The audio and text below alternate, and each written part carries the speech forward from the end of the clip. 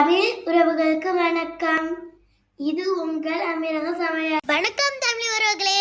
இன்னைக்கு நம்ம சுவையான உருண்டை குழம்பு எப்படி செய்யறதுன்னு பார்க்க போறோம். இதுக்கு வந்துட்டு கடலை பருப்பு 1 கப்பு, துவரம் பருப்பு 1/2 கப். இது ரெண்டையும் 2 மணி நேரத்துக்கு முன்னாடியே ஊற வச்சுக்கிறோம். இதுக்கு தேவையான தக்காளி, வெங்காயம், இஞ்சி, பூண்டு இதெல்லாம் நம்ம குட்டி குட்டியா கட் பண்ணி வச்சுக்கிறோம்.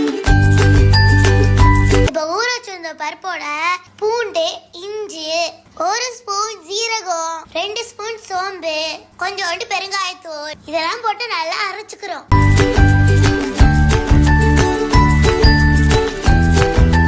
இப்போ ஒரு கடாயை எடுத்து அடுப்புல வச்சு எண்ணெயை ஊத்திக்கிறோம்.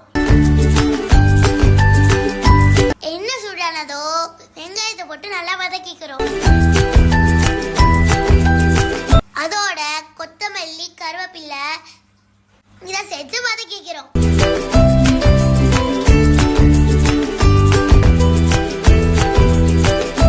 இதுக்கு தேவையான மஞ்சள் தூளையும் உப்பையும் சேர்த்துப்போம்.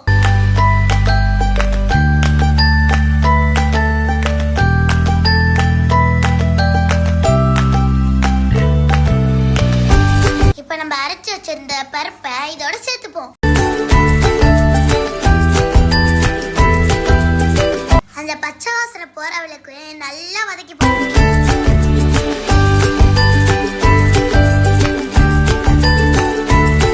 இந்த அளவுக்கு வதங்கி வந்ததும் எடுத்து ஆற வச்சு நல்லா உருண்டையை பிடிச்சுப்போமா. இங்க பாருங்க நாங்க எப்படி சின்ன சின்னதா உருட்டி வச்சிருக்கோன்னு.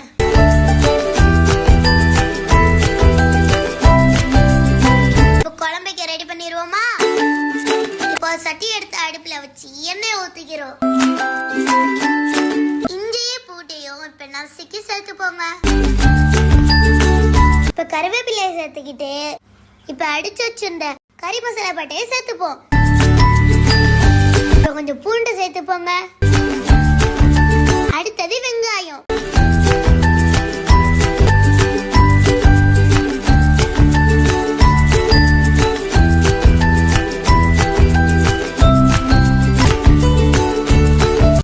வச்சிருந்த தக்காளியை சேர்த்துப்போம்.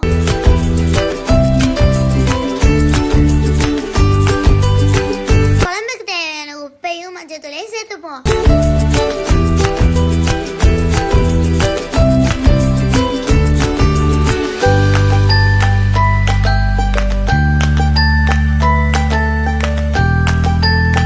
எல்லாத்தையும் போட்டு வதக்குவோங்க இந்த அளவுக்கு.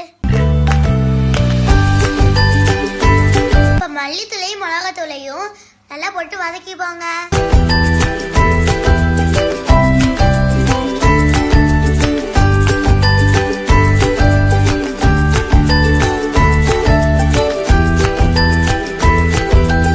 பொடி வாசனை போன பிறகு தேங்காயும் சோம்பையும் போட்டு அரைச்சு சேர்த்துப்போம்.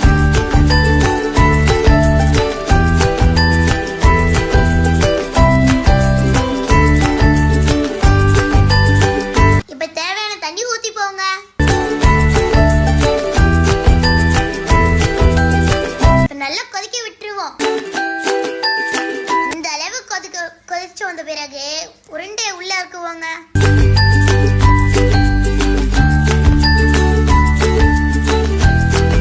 பாருங்க உருண்டை எப்படி உடையாம இருக்குன்னு.